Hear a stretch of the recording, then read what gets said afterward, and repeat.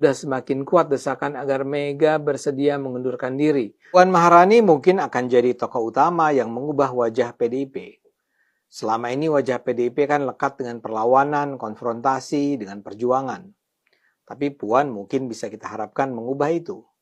Kita mungkin bisa berharap Puan bakal menjadi pengganti Megawati sebagai Ketua Umum PDIP pada kongres mereka yang dalam waktu dekat akan diselenggarakan. Gaya Puan bisa dibilang pro perdamaian, pro harmoni. Ini tidak berarti Puan tidak kritis, tapi tetap Puan menunjukkan sikap yang berorientasi pada persatuan, bukan perpecahan.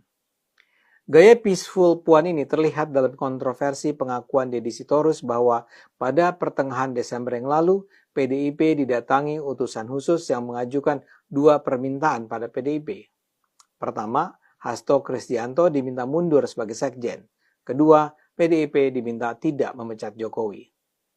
Tanpa menyebut nama utusan itu, Deddy menjelaskan bahwa 2 permintaan itu tidak dipenuhi oleh PDIP. Cerita yang disampaikan melalui konferensi pers itu menjadi ramai dibicarakan karena itu membuat banyak orang menganggap karena PDIP tidak mengikuti 2 permintaan itu, Hasto akhirnya benar-benar ditahan. Tersebar pula tuduhan bahwa yang mengirimkan utusan adalah Pak Jokowi. Jokowi tidak terima dituduh begitu. Jokowi membantah bahwa dia mengirimkan utusan itu ke PDIP sebelum partai itu memecatnya sebagai kader. Ia memastikan bahwa jika memang ada pihak yang menghubungi PDIP, itu bukan atas perintahnya. Jokowi juga mengaku selama ini memilih diam terhadap berbagai tudingan yang diarahkan kepadanya. Tapi kesabaran itu ada batasnya, kata Jokowi. Cerita Deddy tanpa terhindarkan menebalkan ketegangan antara PDIP dan Jokowi. Di saat kondisi menegang itu, Puan muncul mendamaikan suasana. Di hadapan wartawan, Puan meminta semua pihak menghentikan spekulasi terkait dinamika hubungan antara PDIP dan Jokowi. Menurutnya, spekulasi yang terus berkembang hanya akan menimbulkan perpecahan dan prasangka buruk di tengah masyarakat.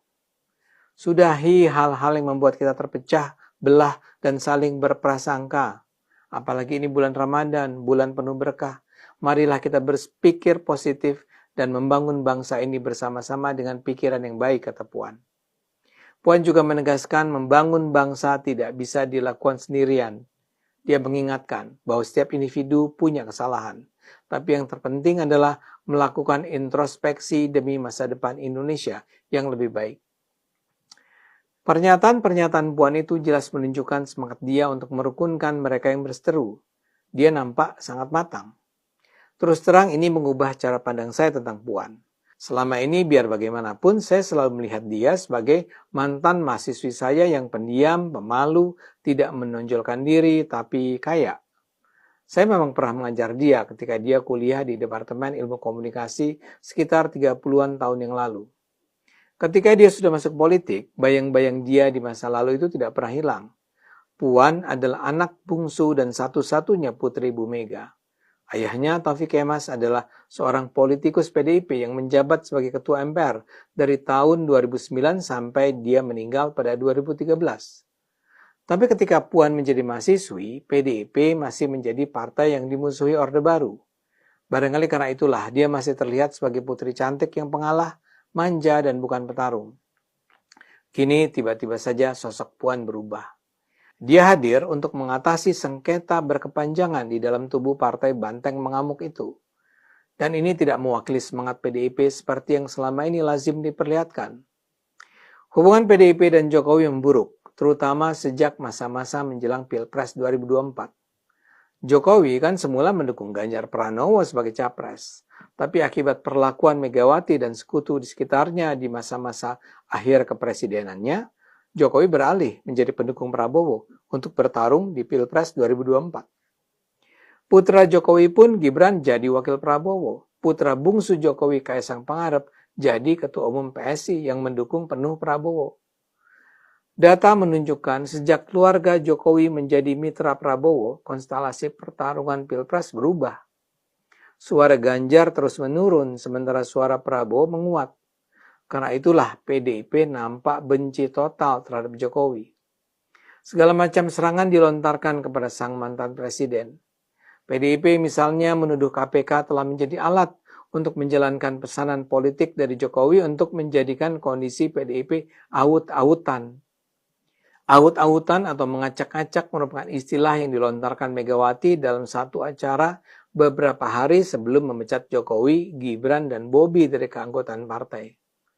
Pertarungan ini berdampak sampai kepada hubungan PDIP dengan pemerintahan Prabowo. Bambang Wuryanto alias Bambang Pacul menyatakan ada 3 faksi dalam PDIP terkait dalam posisi hubungan PDIP dalam pemerintahan Prabowo Gibran. Faksi ini terbagi menjadi yang menginginkan segera merapat, faksi yang menolak, dan faksi yang melihat perkembangan dulu. Bisa diduga mereka yang merapat adalah mereka yang dekat dengan Jokowi, mereka yang menolak adalah mereka yang anti Jokowi. Di sisi lain, hubungan Jokowi dan Puan itu harmonis sejak awal. Jokowi menunjuk Puan sebagai Menko PMK dalam kabinet yang pertama pada 2014. Saat pengumuman nama kabinet, Jokowi menyebut Puan sebagai politisi perempuan yang kaya pengalaman. Jokowi juga menyebut Puan sebagai panglima politiknya saat pemilu 2014 yang lalu. Dalam sengketa PDIP dan Jokowi, Puan hadir sebagai pembela Jokowi. Puan misalnya secara tegas membantah beredar cerita bahwa persoalan antara Jokowi dan PDIP bermula dari permintaan perpanjangan masa jabatan presiden jadi 3 periode. Puan mengatakan Jokowi tidak pernah menyampaikan ingin jabatannya sebagai presiden ditambah atau diperpanjang. Enggak pernah meminta pada Bu Mega perpanjangan 3 periode, kata Puan pada Oktober 2023. Kini Puan kembali tampil untuk meminta PDIP berhenti menyerang Jokowi. Dan ini semakin penting karena PDIP akan menyelenggarakan kongres beberapa bulan ke depan. Yang istimewa kali ini sangat mungkin akan ada pemilihan ketua umum baru. Selama ini saya menyangka Megawati adalah ketua umum yang punya hak prerogatif memilih ketua umum berikutnya. Tapi saya ternyata salah. Pemilihan ketua umum PDIP ditentukan oleh Kongres. Megawati selama 26 tahun menjadi ketua umum ya karena peserta Kongres kompak secara aklamasi memilih Mega. Tapi dalam Kongres 2025 ini sudah semakin kuat desakan agar Mega bersedia mengundurkan diri dan peserta Kongres akan memilih pemimpin baru. Tanpa kehadiran Hasto, peluang ini sangat mungkin dijalankan. Dan kalau pemilihan ketua umum jadi diselenggarakan, Puan sangat punya modal yang diperlukan. Tentu saja tak mudah begitu saja Puan bisa jadi ketua umum baru PDIP. Garis hardliners PDIP yang dibesarkan Hasto masih bertahan di sana. Tapi saya duga kaum pintar di PDIP sudah semakin jenuh dengan perjuangan para senior yang sudah semakin tidak substantif itu. Karena itu, saya menduga Puan berpeluang menang. Dan kalau itu terjadi, kita bisa berharap akan lahirnya sebuah PDIP baru yang lebih progresif dan berkualitas.